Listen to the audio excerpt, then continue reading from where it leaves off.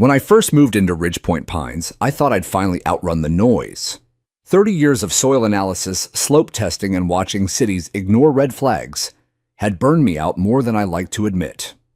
I retired earlier than I planned, sold the small firm I helped build from scratch, and traded it all for this little sliver of quiet, a cedar-sided house nestled at the bottom of a wooded ridge just outside of town.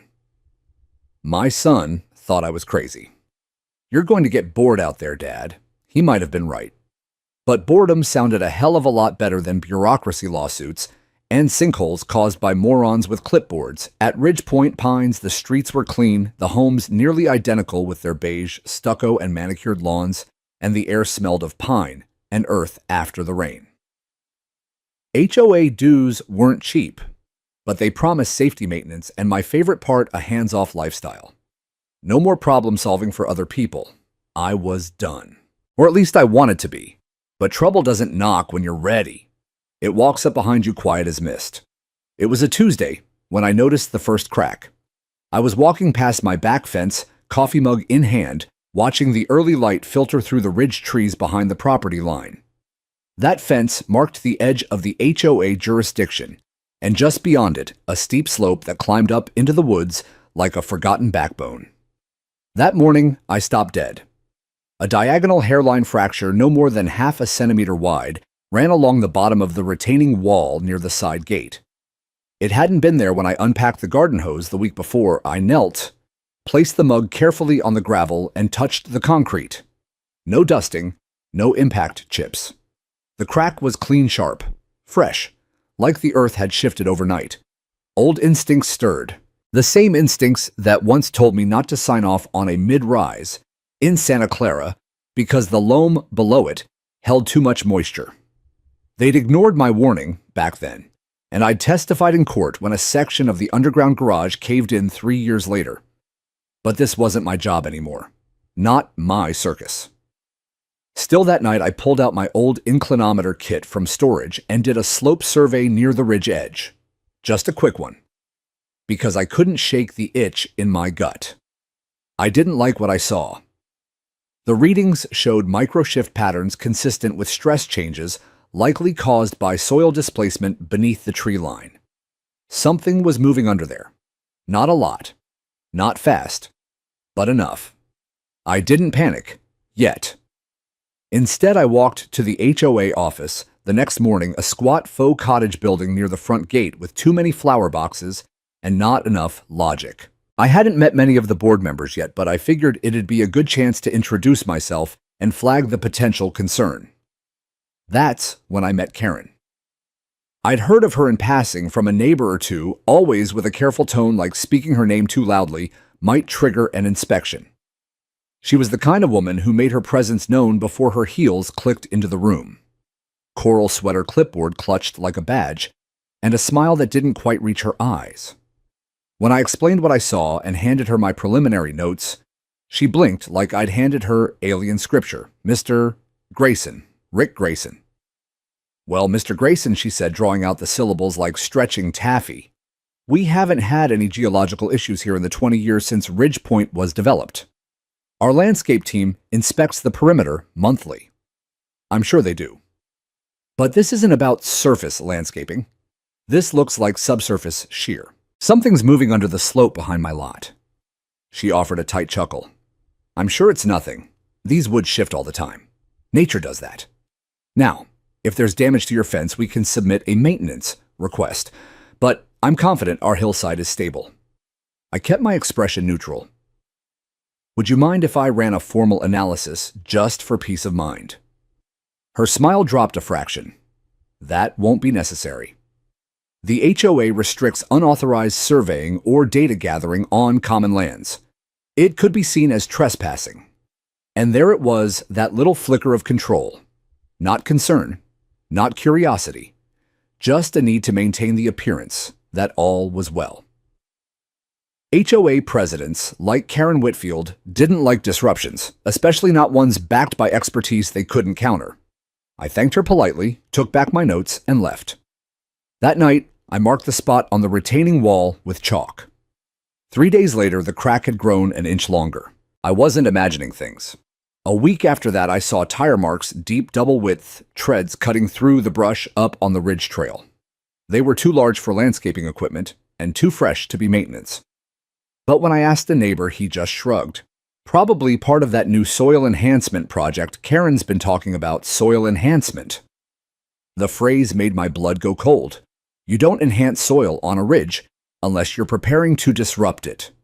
And there are only a handful of reasons anyone would disturb terrain that steep and volatile, and none of them are legal without geological approval. Still, no one seemed concerned. Not the HOA, not the residents, not even the city records office, where I found exactly nothing filed in the last 6 months related to earthworks or slope stabilization. It was like something was happening in plain sight, just quiet enough to be dismissed. But I'd seen what happens when people dismiss the land. And the land, it never forgets. It was the third Thursday of the month when I finally made it to my first full HOA meeting. I hadn't meant to go. In fact, I'd intentionally skipped the first 2 since moving in. Like most people, I'd assumed HOA meetings were where overzealous neighbors debated mailbox colors and the acceptable height for rose bushes. But after my strange encounter with Karen and the growing crack in my retaining wall, I figured it was time to see how this place really operated. The meeting was held in the community center, one of those overly polished lodge-style rooms with faux exposed beams and folding chairs in symmetrical rows. The kind of place designed to feel rustic, but sterilized down to the drywall. I arrived 10 minutes early, and the room was already half full. Most of the attendees were retirees couples in their 50s and 60s, sipping coffee from branded thermoses with the Ridge Point Pines HOA logo. I spotted 2 young families in the back scrolling phones while kids fidgeted at their feet. And then Karen walked in. The room hushed a little, not a lot, but enough that you'd notice if you were paying attention. She didn't speak at first, just moved through the crowd like a general surveying her troops. Her hair was perfectly blown out, her lipstick sharp and unbothered by the hour. She wore a coral sweater again, same as the day I'd met her. Behind her trailed a man in a navy suit, with a briefcase, and 2 other board members I hadn't seen before. One of them, a guy with salt and pepper hair and a permanent scowl, pulled out a laptop and began setting up the projector. Karen stepped to the podium like she was born there. Good evening, everyone. Let's call this month's Ridge Point Pines HOA General Board meeting to order. Her voice was smooth, confident, the kind of tone that didn't invite interruption, not because it was loud, but because it was practiced, and she wasn't reading from anything. Every point came from memory. The first 20 minutes were filled with budget talk, landscaping costs, community pool, maintenance, the usual. People nodded and mumbled approval. But I noticed something strange. The more Karen spoke, the more everyone around me deferred to her. No one challenged her. Not even the other board members. They nodded. When she nodded, frowned. When she frowned. It didn't feel like a board. It felt like a monarchy. Then came the item I'd been waiting for. We're moving forward with the Land Enhancement Initiative on the North Ridge, she said, smiling, like she'd just announced a bake sale. This will help stabilize the upper slope and create long-term value for the properties along Pine Loop. That was my street. Stabilize. I muttered loud enough for the man next to me to glance sideways. Karen kept speaking. We've contracted with Ridge Terrain Consulting, a local firm, to begin preliminary work. The project will remain minimally invasive with no disruption to community access. And to be clear, no resident funds are being used. It is fully backed by a private investment. There it was again. That careful language, private investment, minimally invasive. Not one mention of permits, geological review, or environmental assessment. I raised my hand. Karen paused mid-sentence, her eyes locking on mine. Yes? Mr. Grayson, was it? That's right, I said. You mentioned slope stabilization. Can you clarify what techniques will be used? She blinked just once. Standard procedures, of course. Terracing, minor drainage, reroutes, nothing structural. Will there be any excavation? A murmur rippled through the room. Karen's smile thinned. There may be light grading, she said, But our contractors are experienced, and have they submitted geological assessments to the city silence? One of the board members coughed nervously. Karen's voice cooled. Mr. Grayson, I appreciate your concern, but we've done our due diligence. This meeting is not the forum for deep, technical debate. If you'd like to submit a written request, I'm a retired geotechnical engineer. I'm not debating. I'm telling you what I'm seeing behind my property. Ground shift, retaining stress, the beginnings of a shear band. Someone in the front row turned around. Another woman leaned forward, frowning. Karen stiffened. We will take your notes under advisement, but let me assure all residents your homes are not in danger. This is a responsible project with oversight. Fear-mongering isn't helpful. Fear-mongering. I bit the inside of my cheek and nodded slowly. Got it. She moved on without another glance at me. After the meeting, a few residents approached me quietly. A woman named Jan, who lived 2 doors down, said her husband had noticed their kitchen floor tilting ever so slightly. Another man, Luis, said his storm drain had begun backing up, even though it never had before. But when I asked if they'd raised these issues with the board, they both hesitated. She doesn't like complaints, Jan said. Last guy who kept pushing about roof leaks got fined for a non-compliant mailbox. Coincidence? I shook my head. Not likely. The HOA had become something else entirely. Not a board, not a democratic system of shared responsibility. It was Karen's domain, and she was playing with the land like it was clay. Over the next week, I began to dig. Not literally, though I thought about it. I started pulling property maps, checking permit databases, reaching out to old colleagues at the city's Planning and Land Use Department. No record of a formal project existed. No soil reports, no grading permits. But I did find something else. Ridge Terrain, consulting the firm Karen had name-dropped, wasn't certified for hillside excavation. In fact, they'd been fined 2 years earlier for unauthorized trenching along a waterway north of town. And their listed founder, a man named Doug Cleary, Karen's cousin. Suddenly the vague language made sense. The deflection, the evasion, the way she shut me down at the podium. This wasn't about enhancement. It was a quiet profit scheme, likely something sold as erosion control, but masking light mining.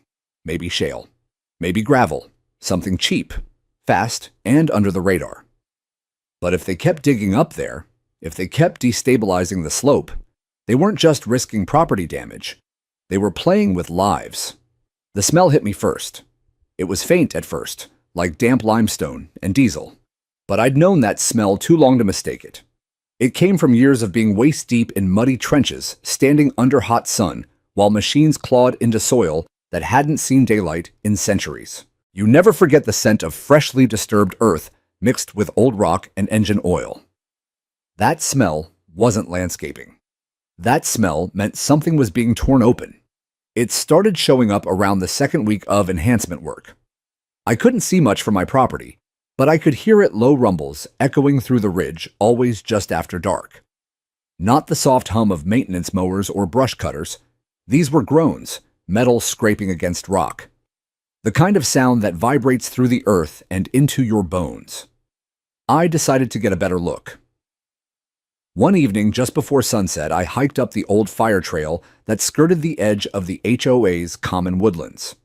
The trail wasn't marked anymore. Karen had ordered it closed years ago, according to one neighbor claiming it encouraged trespassers. But I knew it well enough.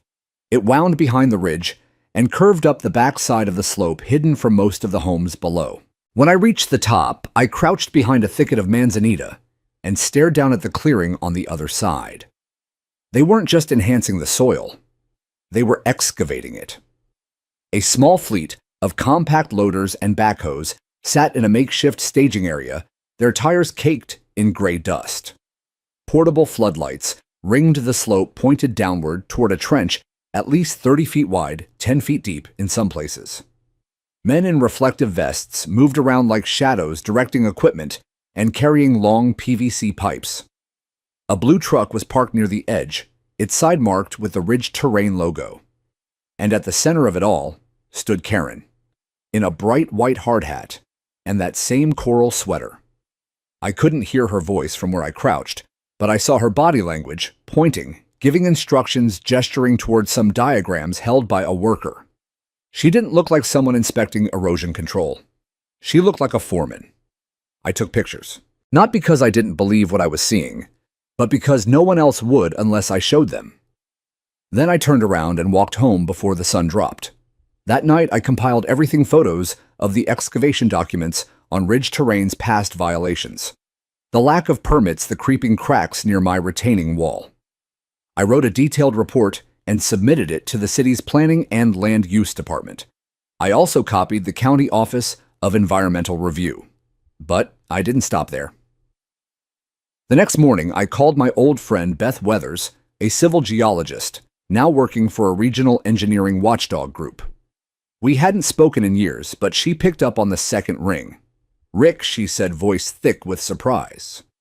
"You alive, but barely," I replied. "Listen, I've got something bad." By noon, I had her full attention. She reviewed my material, whistled low, and told me to hold tight while she pulled in some legal eyes. "This stinks," she said. "And it's not just the geology. There's fraud written all over this." I wish I could say that I felt hopeful after our call.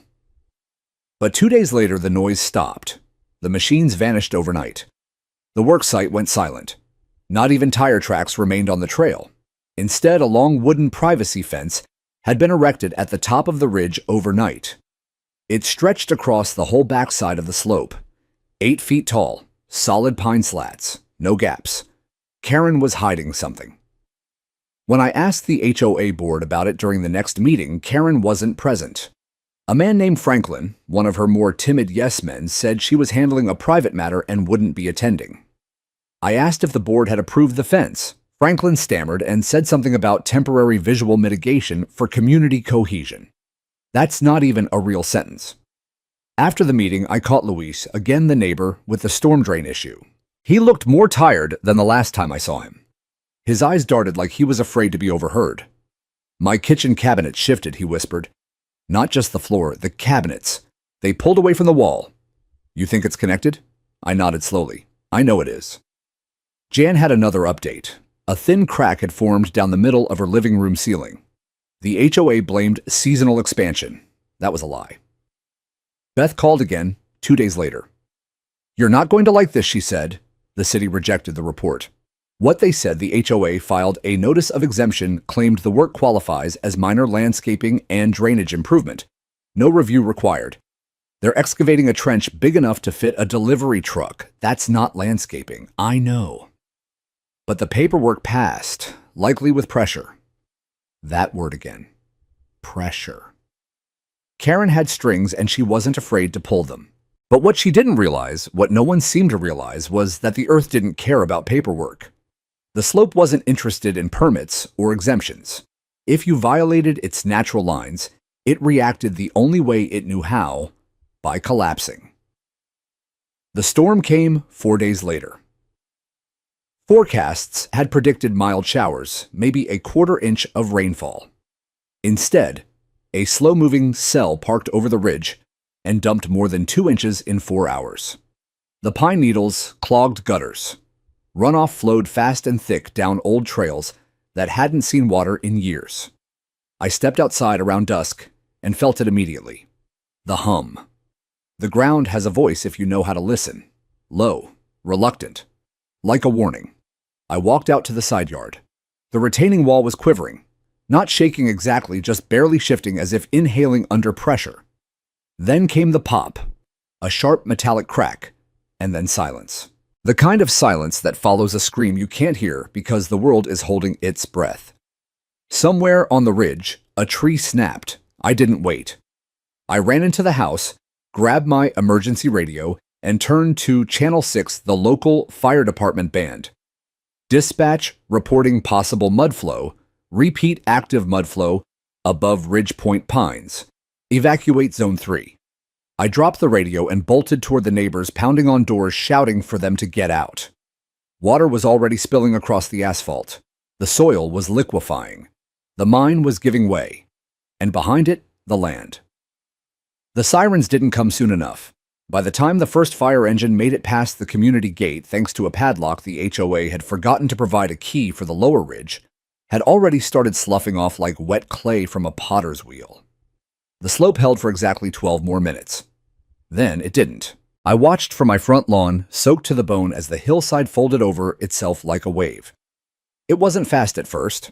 It was slow, horrible dragging roots and saplings, and huge chunks of earth down the slope in a muddy surge. Then it hit the excavated trench where the illegal cuts had already weakened the subsurface, and the entire hill face tore free. There was no way to stop it. I shouted again for Jan, and her husband saw them bolt from their porch in time.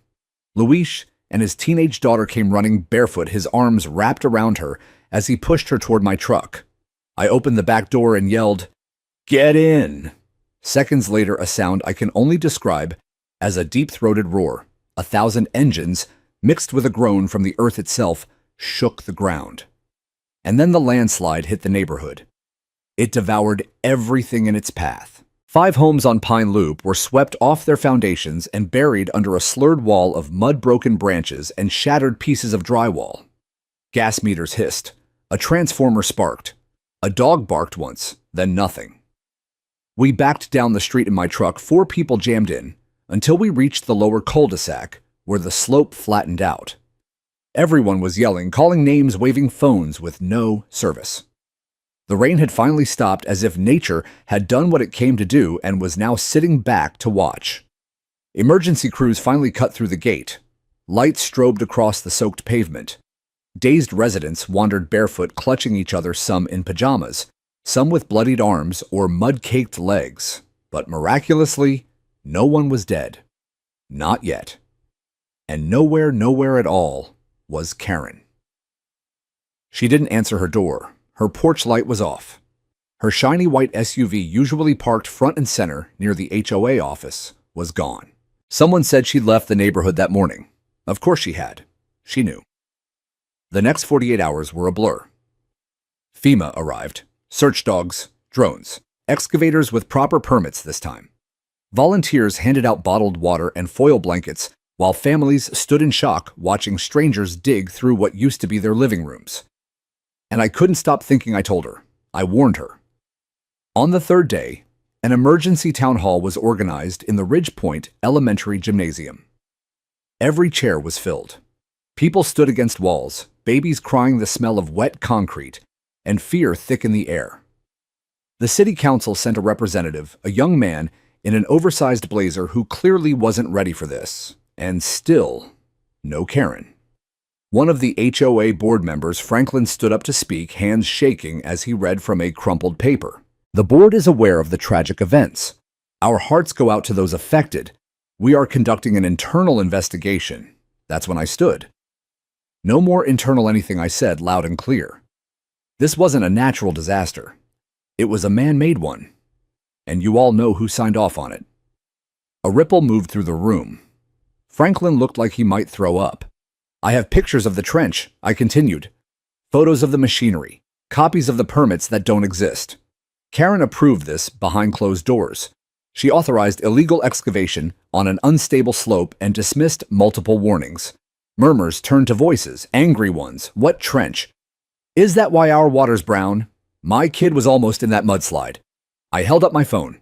I'll email every document to anyone who wants them. Including the city, including the media. This isn't over. Franklin tried to stammer something, but I didn't hear it. Because at that moment, Beth walked in.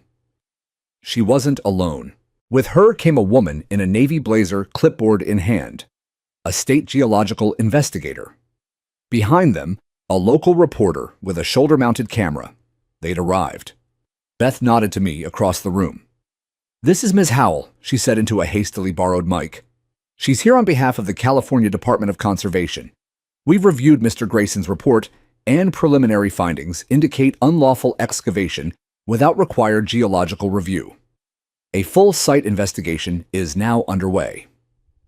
The gymnasium exploded. Some people cheered. Others shouted questions. But the mood had shifted. The panic had turned into fury. And finally, people began to understand what Karen had done.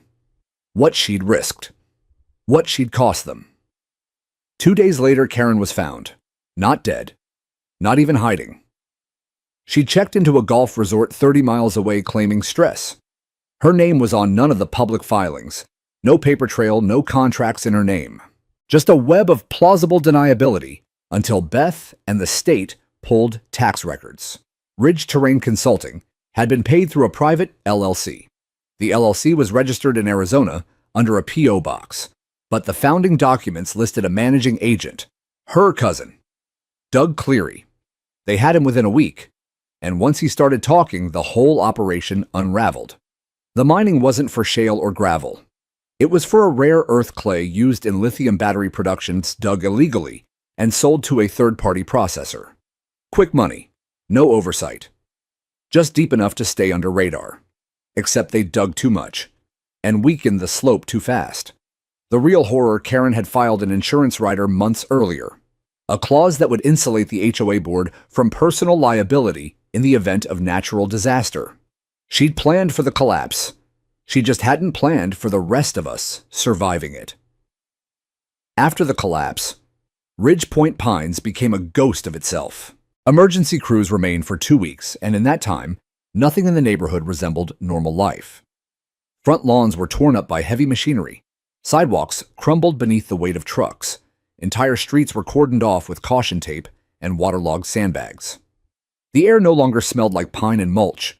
It smelled like mildew, motor oil, and quiet desperation. But even worse than the mess was the silence. Karen was still gone.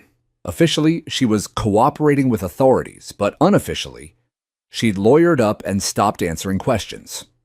The HOA board, left without its queen bee, floundered. Meetings were canceled, dues collection was suspended, and several board members resigned quietly without facing neighbors or offering apologies. Meanwhile, the community fractured. People whispered, blamed, accused. Some were desperate to sell their homes only to realize insurance wouldn't cover damages tied to illegal activity. Others rallied behind me, asking what we could do, how we could sue, fix, rebuild. And some just stopped talking entirely, as if muteness might protect them from further disaster. I spent my days helping where I could, digging through debris, delivering groceries to displaced families, emailing back and forth with Beth and the state investigators. But at night, I sat alone in my den, poring over documents with red-rimmed eyes, trying to piece together just how deep the rot went. It was deeper than I feared. I found minutes from board meetings that had never been shared publicly. They'd quietly voted months before I even moved in to grant Karen emergency discretionary authority over land use decisions. That meant she didn't need a board vote to sign contracts or approve projects, she just needed to claim it was preventative. The irony was staggering. She claimed to prevent erosion and instead accelerated it. She claimed to protect property values and instead tanked them. She promised security and left people in mud. And the worst part, she almost got away with it. Beth told me that Ridge Terrain had received over $240,000 from the HOA's Discretionary Improvement Fund in less than a year, laundered through Cousin Doug's fake consulting gigs. None of it had been disclosed to residents. No invoices, no competitive bids, no public vote. But the real kicker came when I requested copies of the HOA's insurance policies. They were worse than I imagined. Karen had added a rider to the board's liability insurance, one that specifically excluded coverage for board members acting in willful disregard of expert advice. But because I had never submitted a formal geological consultation through the HOA's official process, thanks to her stonewalling, the insurer considered her protected. It was a brilliant, disgusting move. She'd built a legal wall around herself before she ever broke ground, but that wall was cracking too. On the morning of the third week after the slide, I got a call from a woman named Nadine Cole, a local reporter who'd been following the case. She'd been tipped off about something unusual in the Ridge Point archives, something she thought I'd want to see. We met at the city records office, a dull, windowless building that smelled like paper and old coffee. Nadine was waiting with a folder in her lap, her phone already recording. I pulled HOA filings going back 10 years, she said. Figured I'd look for patterns. What I found was a lot of missing time. She opened the folder and showed me a series of board meeting summaries, all signed by Karen claiming unanimous approval for various landscape sustainability enhancements. But there was a problem. Half the board members listed as present during those votes had moved out years earlier. Forgery, I asked. Worse, she said. Fabrication. She invented quorum to pass what she wanted. These votes never happened. These board members weren't even in the state. I sat back in the chair and exhaled. That's felony fraud. She nodded slowly. And if the HOA's insurance was based on those fraudulent votes, then every policy Karen used to shield herself is invalid. Now we had leverage. I contacted the legal aid Beth had looped in earlier, a sharp, steel-nerved attorney named Michael Nguyen, who specialized in HOA abuse cases. When I handed him the documentation Nadine had uncovered, he leaned back and said 2 words. She's done. But the process would take time. Depositions, expert reports, civil litigation. And meanwhile, the slope kept shifting. One morning just after sunrise, I walked out back and saw that the retaining wall had fully collapsed. A 30-foot section had buckled inward bricks and steel rods twisted like pretzels. My backyard now sloped sharply downward, a scar of eroded clay and broken fence panels, and still no help from the HOA. No one answered my emails. No one knocked on this door. I was on my own. But I wasn't the only one. Luis had mold creeping up his daughter's bedroom wall. Jan's foundation had sunk 2 inches and cracks speared across her garage like veins. The couple across from me, the Parkers, had to move into a motel after their roofline split down the middle.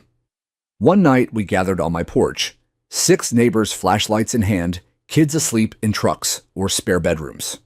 I passed around copies of the evidence I'd collected: the forged board votes, the missing permits, the excavation photos. I didn't sugarcoat it. This isn't over quickly, I told them. But it's over if we stay quiet. They didn't blink. They were done being quiet. That night we formed the Ridgepoint Restoration Committee. It wasn't official and it wasn't polished, but it was real.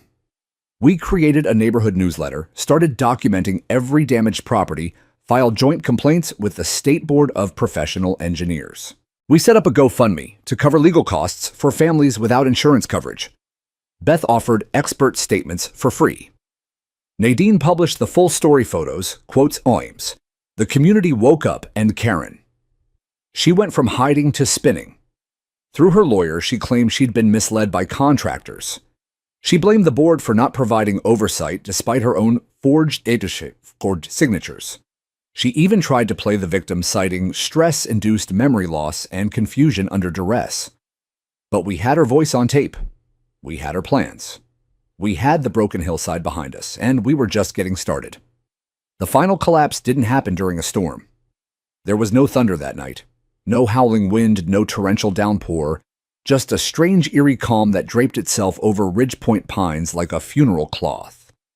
The air was heavy, humid, not quite right, like something was waiting to exhale. I hadn't planned to stay up late. But around 1:14 a.m., I heard a thud. Not loud, just wrong. I sat up in bed, fully awake in an instant.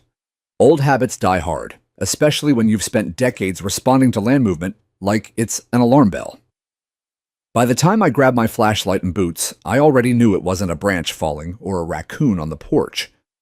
I stepped outside. The stars were out, but only faintly visible through the haze. My backyard was dim silent, the slope at the edge of my property still appearing intact from the surface. But then I noticed the line, a fresh fissure. It ran diagonally across the top of the ridge, like someone had scored the earth with a knife, and it was moving. I saw it ripple, not crack, not break, but flex, like the soil itself was breathing. That's when I ran back inside and yanked my emergency radio off the shelf. This is Ridgepoint Restoration Committee, Channel 2. Anyone awake, emergency alert. Repeat, emergency zone 3 is showing signs of active shear. I clicked to transmit. This is Rick. Confirm. Slope is flexing. Crack has opened above my fence line. The radio squawked back. Copy that. Jan just called her back, porch shifted. Luis says his power line is down. Parkers are already evacuating. I didn't hesitate. I grabbed the binder of documents. I kept near the front door the evidence, the paper trail. I threw on my jacket, jammed my feet into wet boots, and ran to my truck. Within 10 minutes, the neighborhood was glowing with motion-activated floodlights and porch lamps. Flashlights bobbed between homes as people stumbled out in pajamas, dragging duffel bags, cats in crates, kids wrapped in blankets. No sirens yet. No official response, just us. Just neighbors trying to keep each other alive.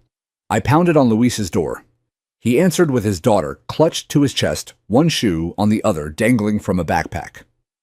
"We're ready," he said breathlessly. "Where do we go? Out through Juniper Way. Stay clear of the tree line." I helped guide them to the pickup waiting in the cul-de-sac, John's sun headlights beaming, already loading up 3 families. That's when I heard it. The long, low groan. It was the kind of sound that doesn't come from machines or animals. It's older than that. It comes from the earth when it's about to break. I turned and saw the ridge begin to slide again. But this time, it wasn't just soil. A section of the hill above Karen's old house gave way first. Then the fence buckled slats, popping off in rapid succession. The fake privacy barrier she'd installed to hide her secret worksite now split in two as mud exploded through it like water through glass.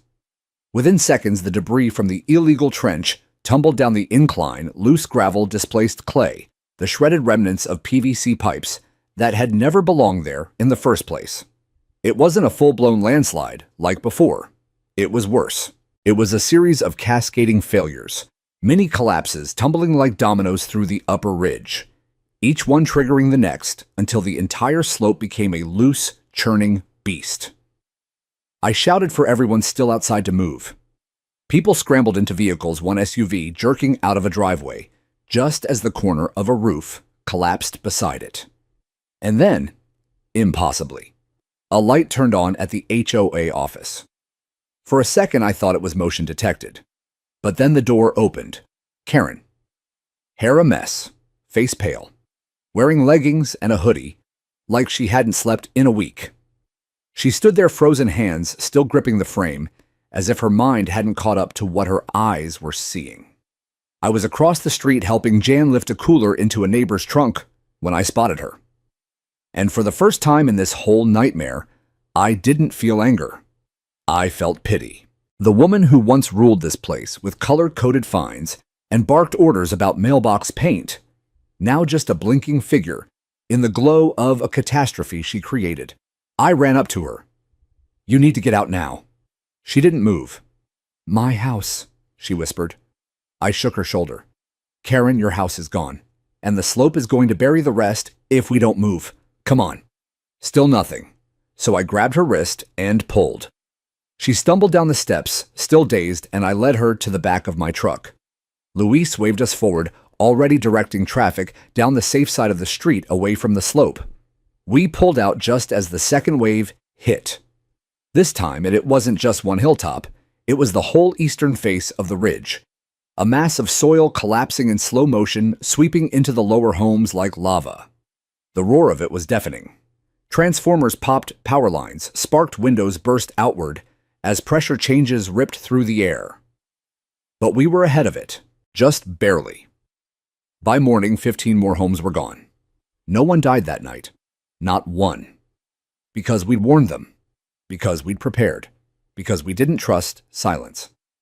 I spent the morning coordinating with emergency crews, walking reporters through what had happened, handing off copies of everything we'd gathered. Karen sat alone under a tarp canopy wrapped in a blanket, sipping something from a paper cup. At some point, an officer approached her. She nodded slowly. Then they walked toward the sheriff's SUV and closed the door behind her. It didn't look like an arrest, but it was the beginning of the end. For her, for the HOA, for the illusion that Ridgepoint Pines had ever been safe. The earth had spoken, and this time everyone heard. The news broke by sunrise. Landslide strikes, luxury community, HOA under fire for illegal excavation. The headlines read. Every local station had footage. Chopper views of shattered rooftops and buckled driveways. Interviews with neighbors in boots and bathrobes pointing toward the ridge with shaking hands. My face was among them, caught mid-sentence during an early morning interview I barely remembered giving. But it was Karen's name that echoed across every outlet. Karen Whitfield, former HOA president, former queen of Ridgepoint Pines, now the poster child for suburban negligence, graft, and betrayal. They used that word over and over again, betrayal. It landed in people's mouths like a bitter pill because that's exactly what it was. She hadn't just made a mistake. She'd endangered us, covered it up, and lied through her coral-painted teeth. The day after the second collapse, the county placed Ridgepoint under temporary public management. The HOA's legal power was suspended, and an emergency operations team moved into the community center. That same day, subpoenas were issued. Karen was officially under investigation by the State Attorney General's office for fraud, criminal negligence, and misappropriation of community funds. But by then, she was gone, vanished. Not just holed up behind drawn curtains or hiding in her home like before. No, this time she left. Word was she'd skipped town the moment the sheriff let her go after the initial questioning. No warrant had been issued yet, so she wasn't technically detained. She'd simply walked out of the back seat of that cruiser, packed a bag, and disappeared. No forwarding address, no family visits. Nothing on her credit cards or license plate readers. It was like the earth hadn't just swallowed our homes. It had swallowed her too. For the first week, I thought she was hiding nearby, maybe in a motel off I-9, or at a cousin's place near Vista Valley. People whispered rumors someone saw her at a gas station wearing sunglasses, and a scarf someone else claimed she'd rented a boat and was living on the lake. I didn't care where she was. What mattered was what she left behind. The neighborhood was broken. Not just the homes, but the people. We'd trusted someone who used the very structure meant to protect us against us. A few residents tried to start cleanup on their own, only to find out the insurance wouldn't cover structural damages caused by unapproved excavation. Others had second mortgages on homes that now teetered over an open scar in the hillside. One couple, the Mallorys, had to move in with their grown daughter across state lines. Their entire retirement vanished. Jan and her husband were living in an RV on borrowed land while fighting their mortgage lender, who now wanted to foreclose due to property devaluation. It wasn't just a disaster. It was a slow unraveling of people's lives. And Karen was nowhere. Still, we kept moving. Beth coordinated with FEMA to bring in temporary housing units. The Ridgepoint Restoration Committee, which now included over 30 active members, began documenting every insurance rejection, every inspection delay, every utility failure. We filed a class action civil suit, not just against Karen, but also against Ridge Terrain, her cousin Doug Cleary, and the entire former HOA board. But progress was slow. Justice, even when inevitable, has a maddening pace. I began keeping a daily journal, not just of what we were doing, but what we were feeling. The anger, the helplessness, the brief flashes of community that broke through the fog. Luis fixing a water heater for his neighbor.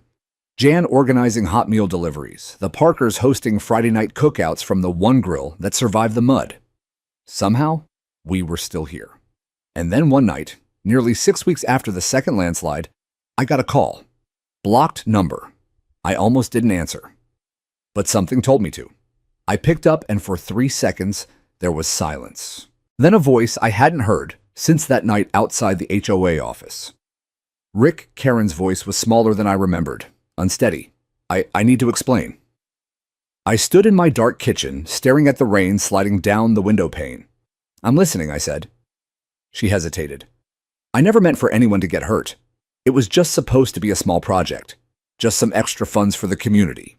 I didn't know the land would give way. Stop. My voice came out low. Cold. You knew exactly what that hill was. I told you. You dismissed every warning, ignored every question, and you kept digging. I was pressured, she said quickly. Doug, he promised the investment would double. Said it was clean. That we could use the money to fix the pool, the clubhouse. Karen, you buried people. The silence on the other end was suffocating. I didn't call to fight, she said at last. I just wanted, to say I'm sorry. I didn't respond. Where are you? I asked instead. Another pause. I can't tell you, she whispered. They'll find me soon enough. I just needed someone to know I wasn't always like this. I believed in the HOA once. I really did. I just got lost. You didn't get lost, I said. You followed a map made of greed and power, and it led exactly where it was always going to. You just didn't think it would cave in under your feet. A single exhale came through the line. Then a click. She was gone. I stood in the kitchen, heart beating loud, staring into the night as the shadows of the ruined ridge loomed behind the window glass. She hadn't called to confess. She'd called because the silence was too much. And the thing about silence, it always breaks, especially when it's built on top of lies. In the weeks following Karen's ghost call, everything sharpened. No more whispers. No more waiting for justice to come knocking politely. We started pushing. The Ridge Point Restoration Committee met twice a week now, once in person, once over Zoom, since some members had relocated but refused to let distance quiet their voices. We weren't just neighbors anymore. We were witnesses, organizers, activists even. And we were mad. The civil lawsuit picked up steam as Michael Ngowen, our attorney, filed a formal motion for a restraining injunction to freeze Karen's HOA-affiliated assets. Once Nadine's second report went public, with evidence of board meeting fabrications and forged voting records, the judge granted the motion without hesitation. Karen's bank accounts under her HOA salary account were frozen. Her name appeared on a growing list of subpoenas, but that wasn't enough. Because the damage wasn't just financial, it was structural, emotional, it was home stolen. Beth worked with a team of independent engineers to conduct full soil assessments across the damaged zones. Their report was damning: improper slope terracing, violation of compaction codes, and unsafe trenching, all of which had accelerated erosion and contributed directly to the twin landslides. That report became our hammer. We sent it to every news station in the county, attached it to emails to state officials, and published it on a public website, ridgepointtruth.org, which we launched with the help of a neighbor's teenage son who knew enough about coding to make it scream. It wasn't just a case anymore. It was a movement. People from other HOA-managed neighborhoods began reaching out, sharing their own stories: fines for flags, threats for vegetable gardens, bulldozed driveways, destroyed fences, ignored warnings. We added a section to the site titled HOA Horror Submissions and posted their testimonies anonymously. What began as a defense became something larger, a call-out. We held a town forum at the public library after Ridge Point's community center was deemed structurally unsound. Over 200 people showed up. Residents from across the county came. A few lawyers, a couple journalists, even a newly elected city councilwoman. And I stood up, not as a victim, not as an engineer, just as someone who knew. I spoke plainly, not to attack, but to name. I told them what it felt like to be silenced, to be gaslit by smiling HOA officials who waved clipboards while standing over cracked foundations. I described what it meant to watch a slope move, to know it would come down and still be ignored. Then I held up a small jar. It was filled with the same pale clay I'd scooped from the ridge weeks earlier after the second collapse. I let the light catch the sediment as it swirled inside. This, I said, is what brought down Ridge Point. Not just the soil, but the silence around it. This is what happens when control outweighs conscience. When boards stop listening. When leaders stop leading and start hiding. They applauded. I wasn't looking for it, but they did. Not for me, but for the truth. And truth once spoken doesn't go back underground. The AG's office issued an official statement the next day. Karen Whitfield was now wanted for questioning in connection to multiple counts of HOA fraud, misuse of public trust, and environmental endangerment. Her name was listed with a photo on public alerts across the state. I didn't expect to ever see her again. But justice doesn't need your permission. It just needs you to keep walking. We launched a partnership with a local nonprofit focused on housing equity. With their help, we created the Ridge Point Recovery Fund, a mixture of grants, donations, and legal settlements that began covering cleanup, temporary shelter, and partial rebuild costs for displaced residents. Little by little, people came back. The Parkers returned with their twin girls, building a new foundation where their garage used to stand. Jan and her husband installed a prefab tiny home on their lot while they awaited full compensation. Luis took a job with the engineering team Beth brought in helping document damage across the region. As for me, I stayed. I replaced my broken fence with a new one I built by hand. It wasn't fancy. It didn't match HOA standards, what was left of them. But it stood strong. A few months later, the state issued its final ruling. Ridgepoint Pines' HOA charter was officially revoked. The land would be placed under temporary municipal management until a new board, completely resident-elected and externally audited, could be formed. It felt like an exorcism, like we had finally cut out the infection. And then, almost exactly 4 months after the night she vanished, Karen was found. In Nevada. She'd been living under her maiden name, working at a boutique real estate firm in Reno. Someone recognized her from a local news piece and tipped off authorities. When they brought her back in cuffs, she didn't fight. She looked thinner, older, hollowed out like a house stripped of insulation. Her mugshot was everywhere. For some, it was a triumph. For me, it was a chapter closing. She was arraigned on multiple counts: fraud, criminal negligence, conspiracy, obstruction of oversight, and falsifying public records. Her cousin Doug accepted a plea deal and testified against her. In court, I sat 2 rows behind the prosecution table. She didn't look back. When it was my turn to give a statement, I stood again, just like I had in the library. My voice didn't shake. I didn't yell. I didn't smile. I warned you, I said quietly, and you laughed. I paused. But this isn't about me. It's about everyone you buried and everything you thought you could silence. That hill came down because of you, and now so will your lies. She stared at her hands, and I walked out, never looking back. The courtroom had that artificial stillness, the kind you only notice once you've been there long enough to realize it doesn't come from respect, it comes from tension. It was day 3 of Karen's trial.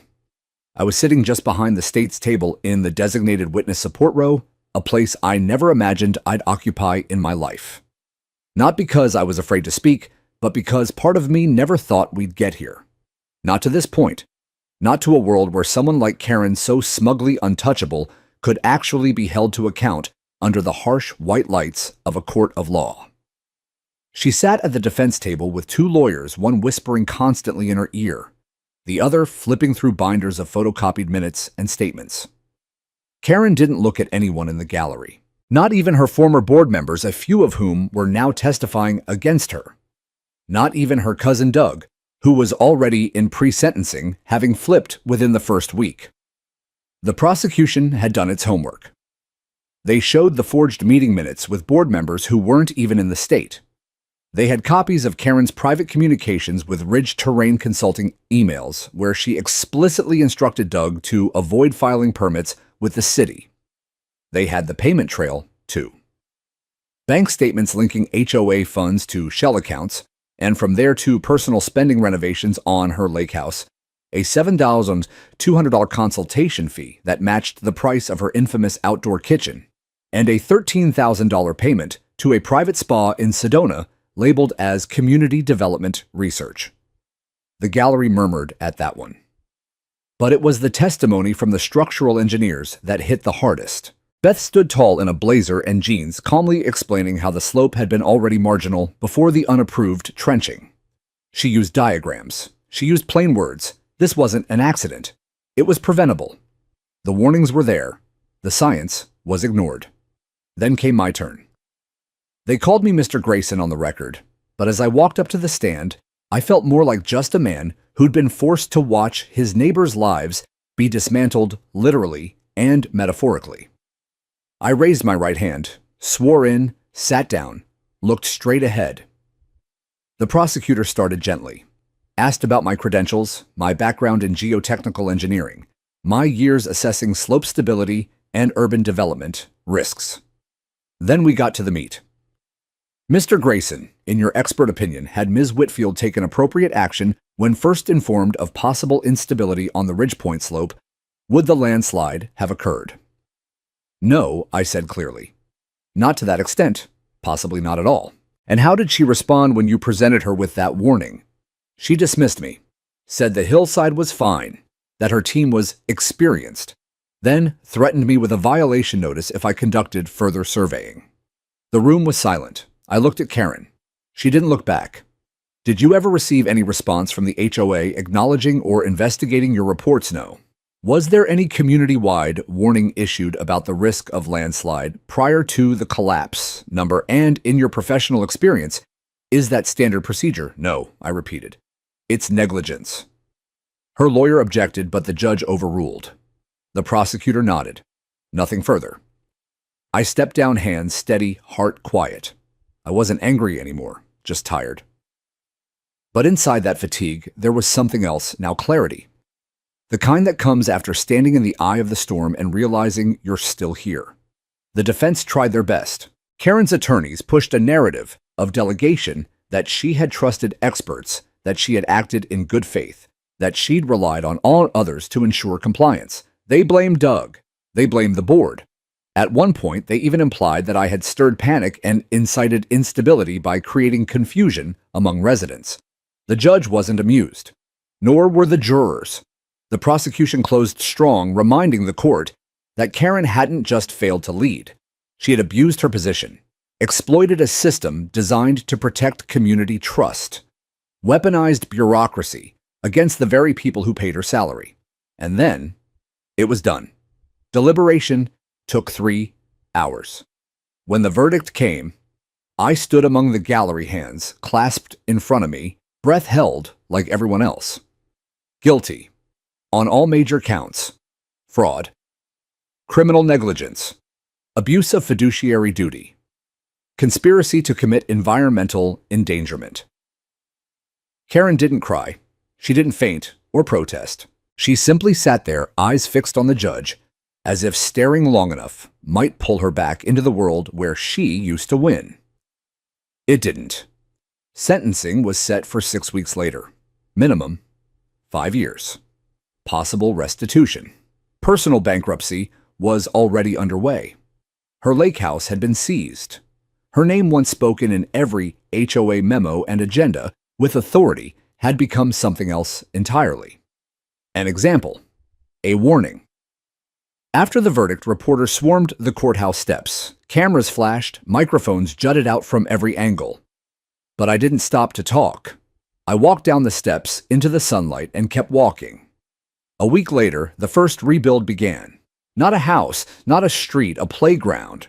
One of the residents, Tammy, a young mother who lost her home, but not her spirit, organized a volunteer weekend to reclaim the overgrown field next to the damaged clubhouse. We cleared brush, installed swings, painted a mural on the nearby brick wall with every child's handprint who still called Ridgepoint home. It was something small, but it was ours. No HOA directive, no fines, just people healing. I stood beneath the mural on the final day, paint still fresh on my hands, and smiled as Luis pushed his daughter on the swing. What now, he asked me. Now I said, we keep building. But on our own terms this time. And as I looked back toward the ridge, scarred but quiet, I knew this. The ground might shift again someday, but we would be ready. I never thought I'd see Ridgepoint pines bloom again. Not after the landslides, not after the lawsuits, not after the hearings and the panic and the hollow silence that followed. For months, the neighborhood looked like something abandoned, a development caught mid-construction and then forgotten. But truth is a strange kind of soil. It doesn't grow fast, but it grows deep. The houses didn't come back overnight. Many were too far gone, foundations, sheared walls warped by water. Entire lots, red-tagged, and deemed uninhabitable. But the people were different. They didn't disappear. They rooted. Jan and her husband were the first to rebuild, not because they had the most money, but because they had the most stubborn hearts. I helped them lay gravel for their new walkway. It wasn't brick like the last one, just crushed stone and sturdy boards. It felt real. They painted their new mailbox bright yellow. HOA rules used to forbid that. Now it was the first thing to go up. A symbol. A quiet rebellion. Luis rebuilt next. With help from the city, a relief grant, and about 10 of us working on weekends, he raised a small cottage in the same footprint as the home he'd lost. His daughter painted the kitchen herself, mint green with sunflowers. It's better now, she told me one afternoon while brushing paint along the windowsill. This house won't slide away. I believed her. As for me, I stayed. I replaced my broken fence with a new one I built by hand. It wasn't fancy. It didn't match HOA standards, what was left of them, but it stood strong. A few months later, the state issued its final ruling. Ridgepoint Pines HOA charter was officially revoked. The land was placed under temporary municipal management until a new board, completely resident-elected and externally audited, could be formed. It felt like an exorcism, like we had finally cut out the infection. And then, almost exactly 4 months after the night she vanished, Karen was found in Nevada. She'd been living under her maiden name, working at a boutique real estate firm in Reno. Someone recognized her from a local news piece and tipped off authorities. When they brought her back in cuffs, she didn't fight. She looked thinner, older, hollowed out like a house stripped of insulation. Her mugshot was everywhere. For some, it was a triumph. For me, it was a chapter closing.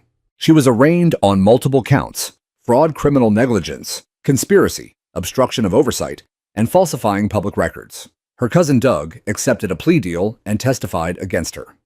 In court, I sat 2 rows behind the prosecution table. She didn't look back. When it was my turn to give a statement, I stood again, just like I had in the library. My voice didn't shake. I didn't yell. I didn't smile. I warned you, I said quietly. And you laughed. I paused. But this isn't about me. It's about everyone you buried and everything you thought you could silence. That hill came down because of you. And now so will your lies. She stared at her hands. And I walked out, never looking back. The courtroom had that artificial stillness, the kind you only notice once you've been there long enough to realize it doesn't come from respect, it comes from tension. It was day 3 of Karen's trial. I was sitting just behind the state's table in the designated witness support row, a place I never imagined I'd occupy in my life. Not because I was afraid to speak, but because part of me never thought we'd get here.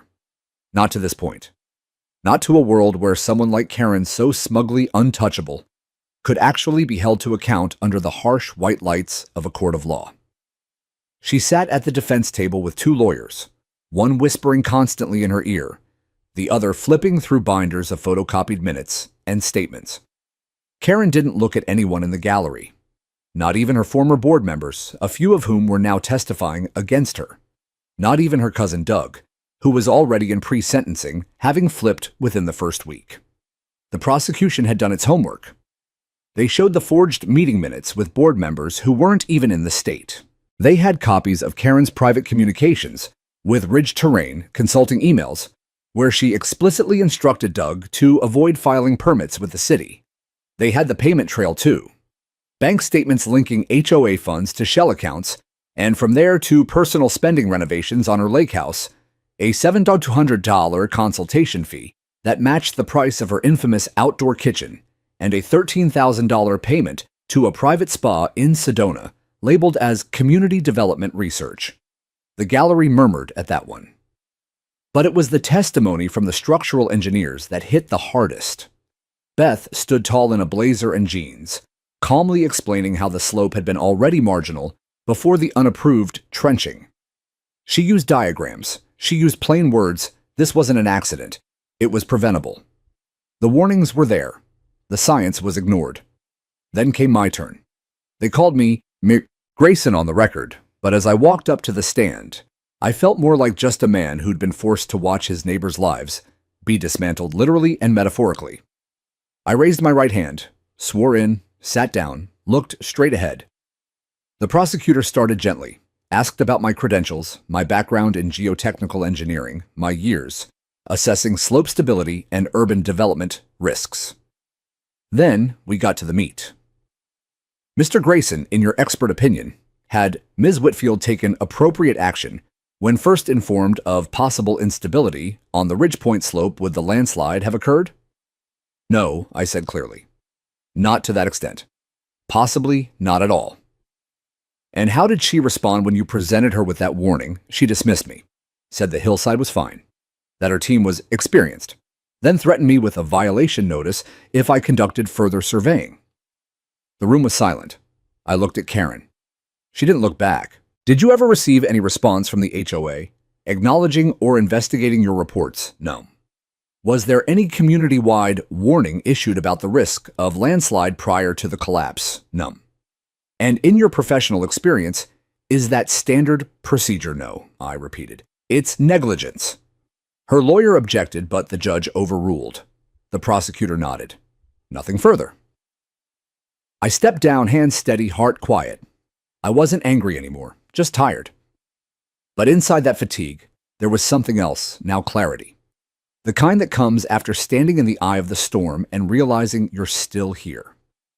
The defense tried their best. Karen's attorneys pushed a narrative of delegation, that she had trusted experts, that she had acted in good faith, that she'd relied on others to ensure compliance. They blamed Doug. They blamed the board. At one point, they even implied that I had stirred panic and incited instability by creating confusion among residents. The judge wasn't amused, nor were the jurors. The prosecution closed strong, reminding the court that Karen hadn't just failed to lead. She had abused her position, exploited a system designed to protect community trust, weaponized bureaucracy against the very people who paid her salary.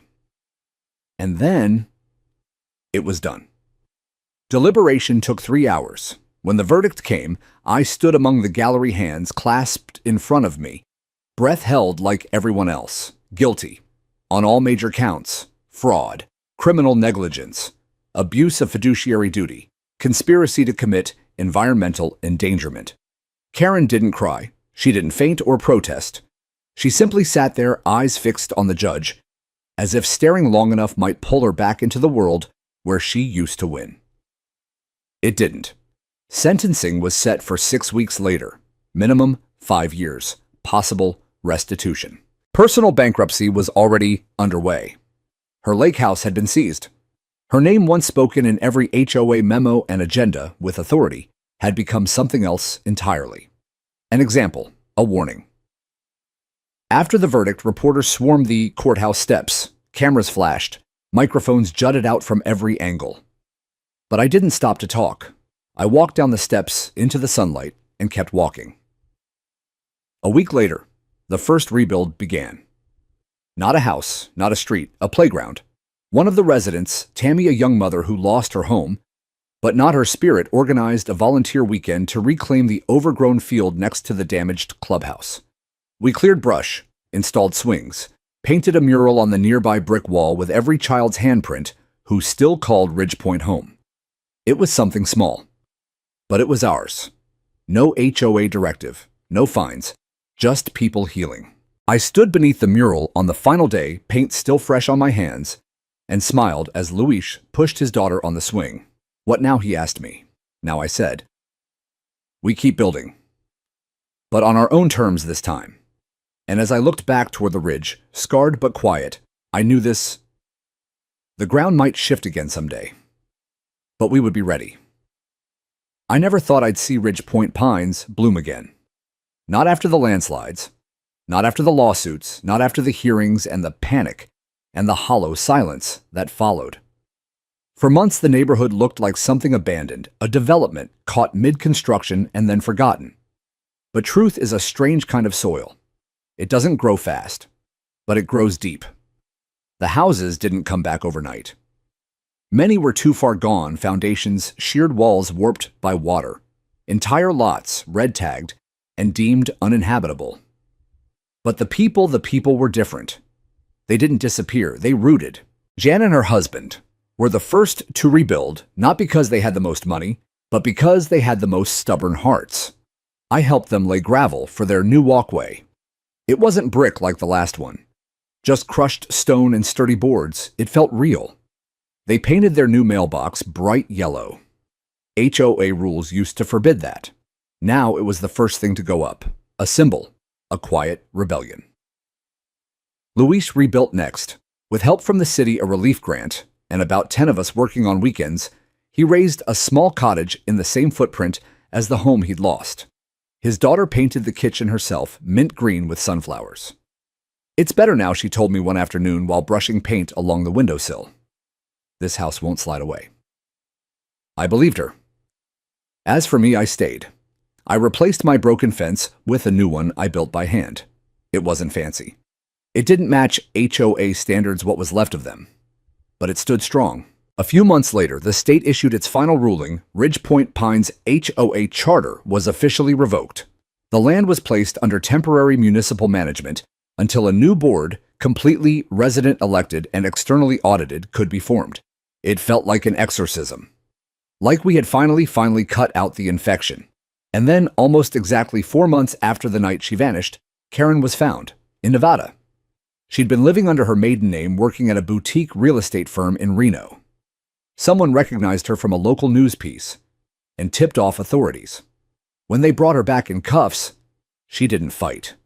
She looked thinner, older, hollowed out like a house stripped of insulation. Her mugshot was everywhere. For some, it was a triumph. For me, it was a chapter closing. She was arraigned on multiple counts: fraud, criminal negligence, conspiracy, obstruction of oversight, and falsifying public records. Her cousin Doug accepted a plea deal and testified against her. In court, I sat 2 rows behind the prosecution table. She didn't look back. When it was my turn to give a statement, I stood again, just like I had in the library. My voice didn't shake. I didn't yell. I didn't smile. I warned you, I said quietly. And you laughed. I paused. But this isn't about me.